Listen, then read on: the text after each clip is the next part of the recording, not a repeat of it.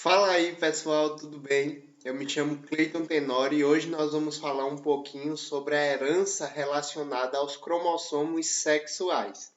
Então, basicamente, a diferença entre machos e fêmeas, na grande maioria ali dos organismos vivos, que são dioicos, se dá a partir da diferenciação de dois cromossomos, que nós chamamos de cromossomos sexuais, certo? Há um exemplo bem típico, né, e bem básico na biologia, que é a de nós, seres humanos.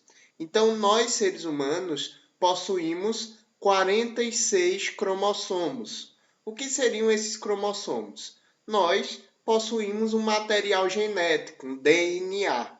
E esse DNA não é uma molécula única, ela é uma molécula fragmentada.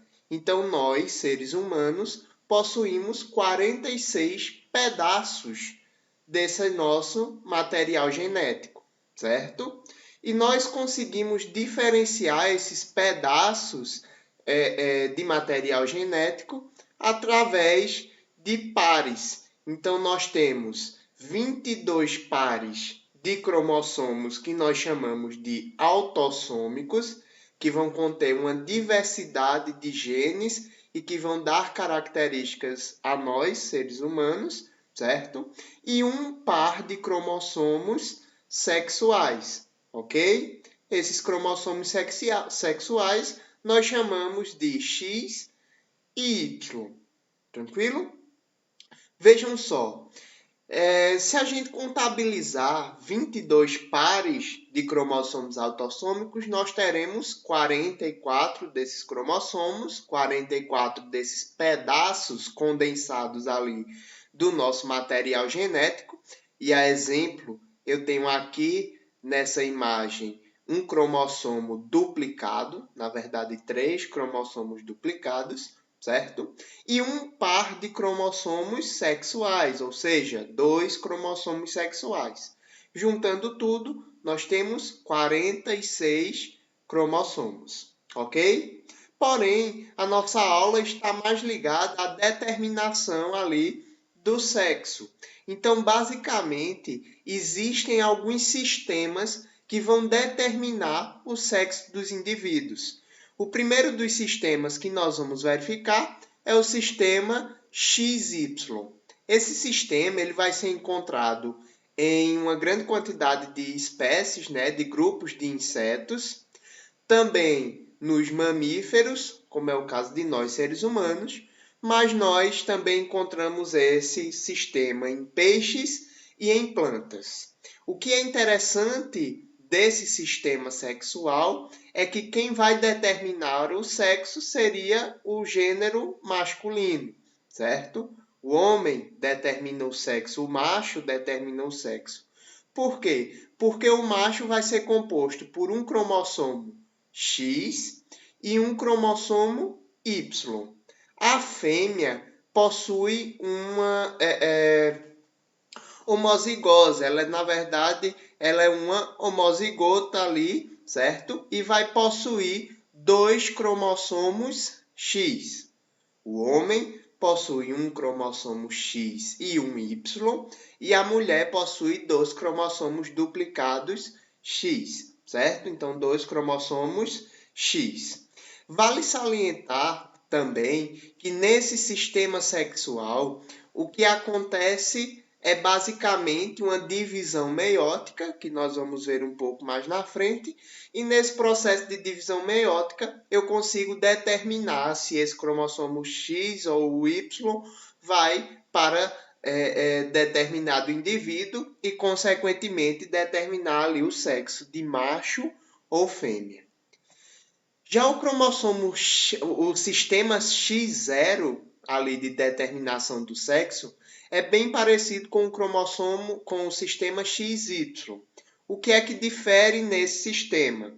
Então, algumas espécies de insetos, principalmente os gafanhotos, vão ter esse sistema X0, onde o macho só possui um cromossomo X e a fêmea possui 2 cromossomos X. Então, não existe o segundo cromossomo aqui para formar o par, e é por isso que nós chamamos de sistema X0, onde o macho possui um cromossomo X e a fêmea possui 2 cromossomos X, certo? A ausência de um cromossomo para formar o par desse indivíduo macho é o que faz com que o sistema se denomine X0.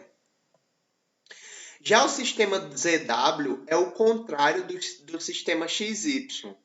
O que é que nós temos no sistema XY? O indivíduo que possui um cromossomo X e um cromossomo Y, ele é macho. E o indivíduo que possui 2 cromossomos X, ou seja, um indivíduo homozigoto, ele seria ali uma fêmea. No sistema ZW é o contrário. Quem possui o cromossomo Z e o cromossomo W são as fêmeas. E os machos teriam 2 cromossomos W duplicados, certo? Então, sistema ZW, ZW fêmea, WW macho. Onde é que eu vou encontrar esses... E aí, quem vai determinar o sexo nesse tipo de sistema seria a fêmea.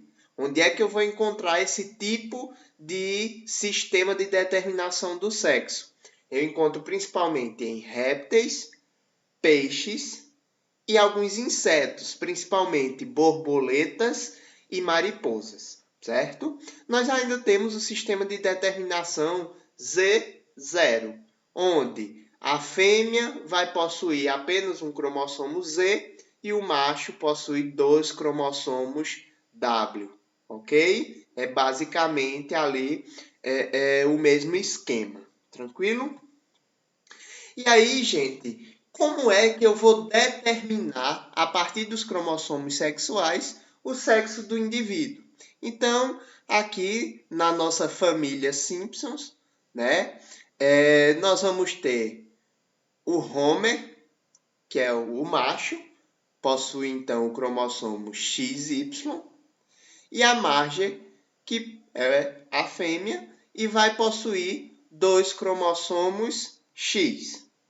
No processo de formação dos gametas, ou seja, no processo de formação ali do espermatozoide no Homer e do óvulo, do ovócito secundário na margem, o que vai acontecer é o seguinte: esses cromossomos eles se separam através de um processo meiótico que faz com que as células, ao invés de possuírem 46 cromossomos, elas se reduzam pela metade, ou seja, nós vamos ter 23 cromossomos. Cada um desses pares de cromossomos que a gente viu lá no começo da nossa aula vão ser separados. Então, se eu tinha um par, um vai para um lado, o outro vai para o outro, formando ali 2 células diferentes.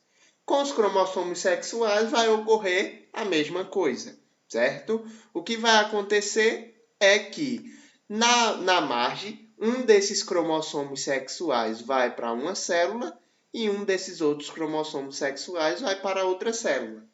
E aí vocês concordam comigo que a margem só pode doar o cromossomo X, correto? Sim. Por quê? Porque basicamente ela só possui nos seus cromossomos sexuais o cromossomo X. Então vejam, a margem, a fêmea, vai possuir apenas um tipo celular ali, um tipo de cromossomo sexual no processo ali de formação dos gametas. Já o Homer, que é o macho, vai possuir 2 tipos de células diferentes. Uma célula que pode carregar o cromossomo X e uma célula que pode carregar o cromossomo Y. Concordam comigo? Sim. Agora, de forma muito aleatória, durante o cruzamento e formação do zigoto, eu posso ter ali a possibilidade de o Homer. Vamos lá. Se o Homer doar o cromossomo Y dele, do seu espermatozoide, estiver carregando o cromossomo Y dele, e lógico, a margem doar o seu cromossomo X, nasce um menino. E aí, no caso deles, nasceu o Bart, certo? O Y doado do pai, do espermatozoide, o X doado, lógico, da mãe, formou um indivíduo macho. Para dar origem ali a Lisa, o que foi que aconteceu? Qual foi o processo de combinação ali na determinação sexual? O Homer vai doar o Y para a Lisa? Não. O Homer doou o seu cromossomo X. O cromossomo X do Homer foi para a Lisa e, lógico, a Marge só poderia doar o seu cromossomo X também. Como o espermatozoide e o ovócito secundário possuem os dois cromossomos X, nasce ali um indivíduo fêmea. Para a Meg, a mesma coisa, certo? A Marge só poderia doar o seu cromossomo X, o Homer poderia doar tanto o X como o Y, e aí de forma bem aleatória, certo? Vale salientar isso, sempre é de forma aleatória, o Homer acabou cedendo ali, tinha o espermatozoide com o cromossomo X, e aí deu origem a outro indivíduo fêmea. Vale lembrar que esse processo de determinação sexual é algo extremamente aleatório, certo? Não tem como se escolher, na verdade até tem em laboratório atualmente, e lógico tem uma chance de risco, mas na natureza não tem como você querer determinar ali o sexo do indivíduo, certo? De forma natural não tem como isso ocorrer. O que acontece é que nós temos uma probabilidade de, numa fecundação, ter-se 50% de chances de nascer uma fêmea e 50% de chance de nascer um macho. Ah, Cleito, mas eu tenho um cachorro em casa, uma cadela, e ela deu cria de 10 cães. 8 deles eram machos e 2 fêmeas. Como é que eu tenho uma probabilidade de 50% para macho e para fêmea? Então vejam, como eu disse, é algo totalmente aleatório, certo? O que eu sei é que em um óvulo, em um ovócito secundário, existe 50% de chance de ser fecundado por um espermatozoide carregando ali o cromossomo X e 50% de chance de ter ali um espermatozoide carregando o cromossomo Y, ok? No sistema ZW ocorre exatamente o contrário, ok? Então, no sistema ZW, o macho só produz ali os cromossomos W, a fêmea produz os cromossomos ZW, certo? Então, se um cromossomo Z se ligar ao cromossomo W do macho, vai dar origem a uma fêmea. Se o cromossomo W da fêmea e o W do macho se unirem, vai dar origem a um outro macho. Tranquilo? Gente, basicamente, os nossos cromossomos X e Y, eles não possuem uma homologia, ok? E isso faz com que nós falemos sobre um processo de herança ligada ao cromossomo sexual. O que seria uma homologia entre esses cromossomos? Basicamente seria dizer que os genes que o cromossomo X possuem são parecidos, são homólogos com os genes que o cromossomo Y possui. Mas não. O que é que eu tenho? Eu tenho um cromossomo X carregado com muitos genes e eu tenho um cromossomo Y com uma quantidade menor de genes e genes que são diferentes. Se os cromossomos eles são diferentes, eu não tenho uma homologia. E é por isso que muitas vezes nós falamos de uma herança ligada ali ao cromossomo sexual. E isso faz com que em espécies que possuem, por exemplo, o sistema XY, eu tenha determinados genótipos. Por exemplo, a fêmea Digamos que eu esteja analisando um só gene ali dentro de um cromossomo, certo? E aí esse gene é o gene A, tá? Localizado ali no cromossomo X, e ele pode ser homozigoto dominante, ele pode ser homozigoto recessivo, ou ele pode ser heterozigoto no indivíduo. Então eu tenho, veja só, eu tenho a possibilidade desse gene formar X-azão, X-azão, ou seja, um homozigoto dominante, X-azão, X-azinho, ou seja, um indivíduo heterozigoto para esse determinado gene, ou X-azinho, X-azinho, ou seja, um homozigoto recessivo para o gene A, ok? No macho, eu vou ter algo mais diferenciado. Por quê? Porque o gene A não se apresenta no cromossomo Y. Ele só se apresenta no cromossomo X, ok? Isso faz com que a homologia ali, a característica dos cromossomos se parecerem, seja perdida. Tranquilo? E aí vejam, nos indivíduos machos, eu vou ter sempre ou o gene A dominante e o Y que não possui esse gene, ou o gene A recessivo e o Y que não vai possuir determinado gene. Então, eu diminuo as chances do indivíduo apresentar ou não uma característica. E aí, nós conversamos um pouquinho sobre as heranças ligadas ao cromossomo X, ok? As heranças ligadas ao cromossomo X nada mais vai ser do que a apresentação ali de alguns genes que vão determinar algumas características.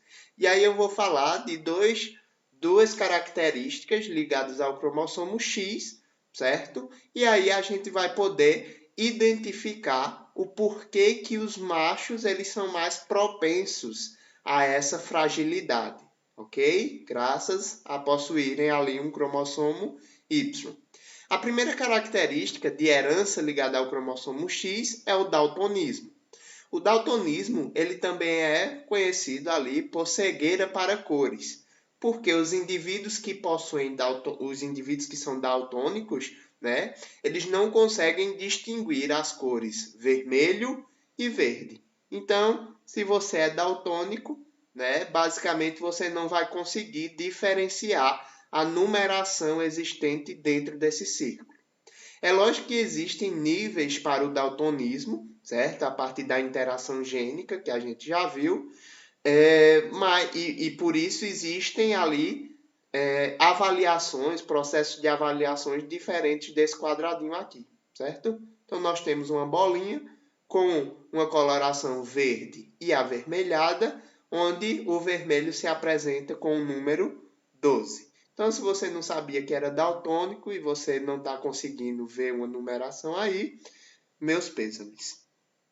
Vejam, no indivíduo fêmea, o genótipo que eu posso ter é o seguinte.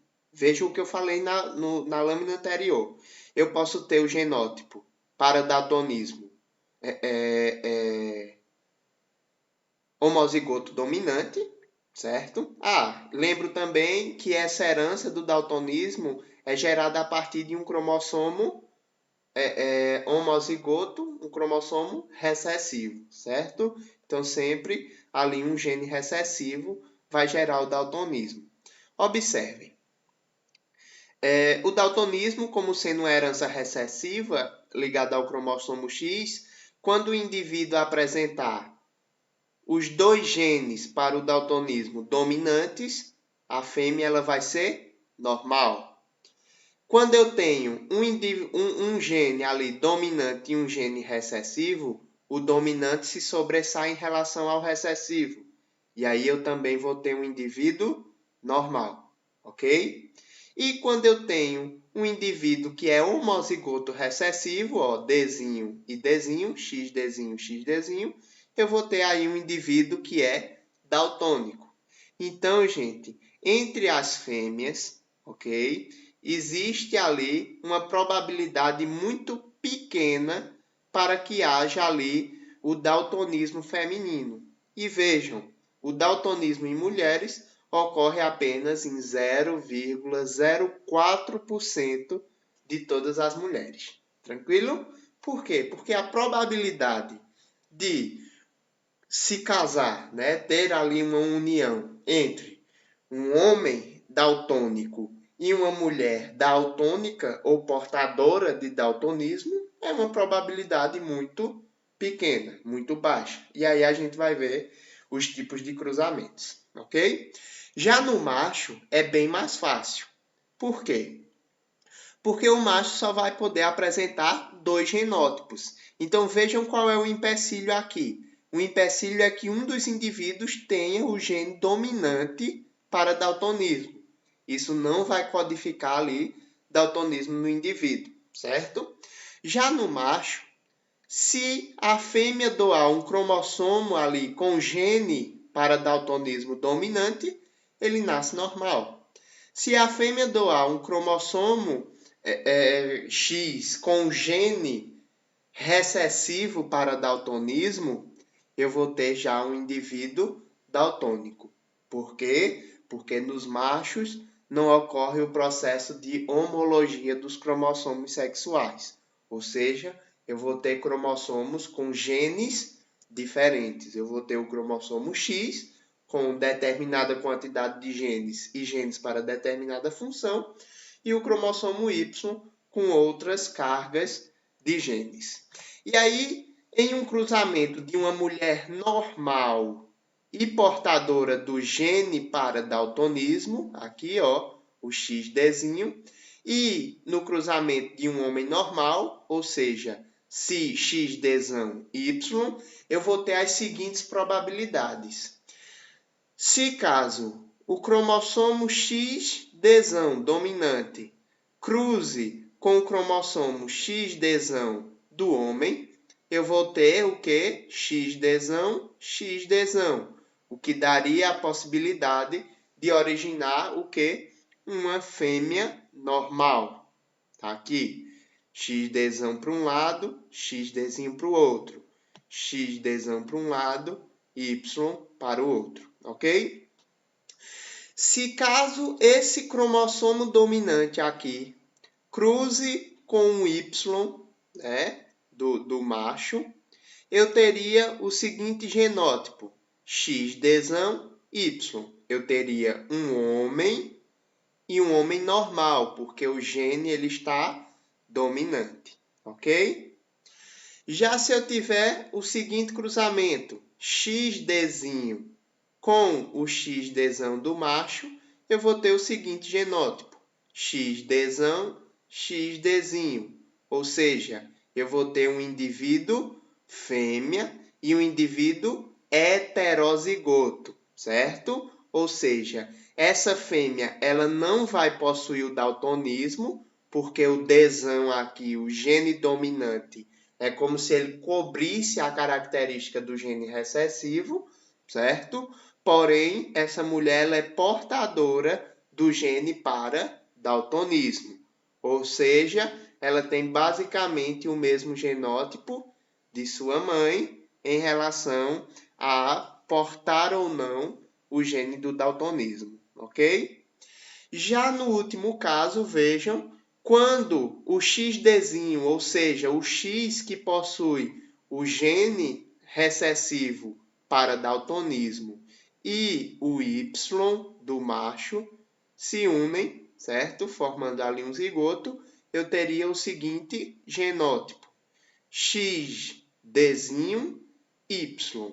Consequentemente, eu tenho um homem, e vejam só, esse homem ele é daltônico, certo? Por quê? Porque não existe nenhum outro cromossomo com esse mesmo gene dominante, né, para cobrir, para disfarçar o gene recessivo do daltonismo, ok? Então é muito mais fácil que exista ali essa herança ligada ao cromossomo X, sendo genes recessivos em homens do que em mulheres. Outra herança ligada ao cromossomo X é para a hemofilia.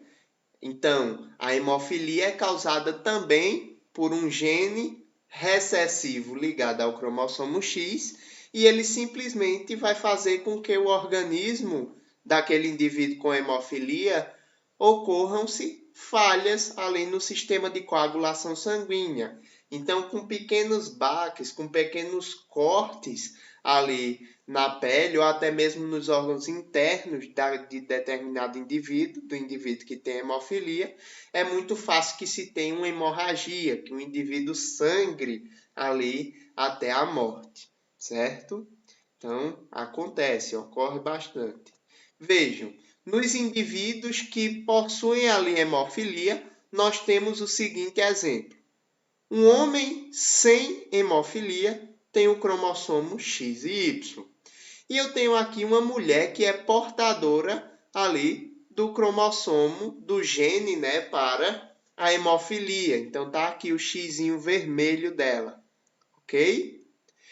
No cruzamento desses indivíduos, nós teremos os seguintes genótipos.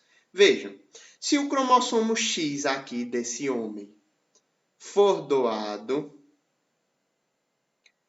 para um indivíduo e este cromossomo X for doado, nós temos uma fêmea portadora, ok? Se o cromossomo X do homem for doado e o cromossomo X, que não tem nenhum vínculo com a hemofilia da mulher, for doado, nós temos também um indivíduo ali, fêmea, certo? Que não é portadora. Então, eu tenho uma probabilidade de ter uma fêmea portadora e uma fêmea que não seja portadora. Agora, veja esse exemplo. Se o cromossomo, se na origem de machos, né, o homem só pode doar o cromossomo Y para originar machos. Imaginem agora que esse cromossomo Y ele foi fecundado ali com um óvulo, com um ovócito secundário, do gene do cromossomo não portador do gene para a hemofilia. Então, esse indivíduo ele nasce normal, é um macho normal. Agora, imaginem se esse cromossomo Y, o espermatozoide desse cromossomo Y, fecunde um ovócito secundário com o cromossomo X portador do gene para a hemofilia. E aí eu teria um indivíduo portador de hemofilia e que tenha ali a doença, certo? Então, o processo ali de cruzamento é totalmente também aleatório, certo? E isso faz com que existam ali probabilidades diferentes do indivíduo ser ou não portador da doença e ali apresentar a característica de hemofilia ou não. Já que a mulher apresenta 2 cromossomos X, existe-se ali uma hipótese de compensação da dose, ok? Veja, o homem possui um cromossomo X e um cromossomo menorzinho, um cromossomo com menos genes, que é o cromossomo Y, certo? A mulher não. A mulher possui 2 cromossomos X, 2 cromossomos com uma grande carga ali de genes. Então, sugeriu-se, basicamente, que um desses cromossomos ele simplesmente se inativasse para que houvesse ali uma compensação na quantidade de genes entre machos e fêmeas, ou seja, para que as mulheres tivessem uma quantidade igual ali para a sua espécie, né, do que os machos, ok? Por quê? Porque basicamente o cromossomo Y é um cromossomo bem simples, com pouquíssimos genes e que não influenciam muito ali no indivíduo, a não ser nas características masculinas, certo? E aí, esse processo de inativação do cromossomo X, formando ali uma cromatina sexual, certo? Ele faria com que houvesse ali durante o desenvolvimento embrionário um efeito aleatório. Então, digamos que as células elas estejam se proliferando, certo? E aí, em determinado ponto do desenvolvimento embrionário, os cromossomos, um desses cromossomos X do indivíduo feminino, né, do indivíduo fêmea, ele simplesmente se inativasse, se contraísse e não conseguisse expressar os seus genes. Como ele ocorre de forma aleatória, possa ser que em um indivíduo heterozigoto, por exemplo, para hemofilia ou para o daltonismo, digamos que essa mulher aqui, ó, que seja heterozigota, ela pode inativar este cromossomo X ou este. Então, se algumas células inativam o cromossomo X com o gene dominante para o daltonismo, eu vou ter células que apresentam, sim, a característica de daltonismo, certo? Se ela inativa a outra célula, eu vou ter células normais. Isso faz com que algumas mulheres elas apresentem daltonismo em um olho e não apresentem daltonismo no outro olho, por ser algo extremamente aleatório. Então, a questão sobre as mulheres às vezes apresentar daltonismo em um olho e em outro não, nada mais é do que o processo de hipótese de compensação das doses ali e da inativação do cromossomo X, de um desses cromossomos X na mulher. Então, gente, era isso que eu tinha para falar para vocês. Muito obrigado e até a próxima.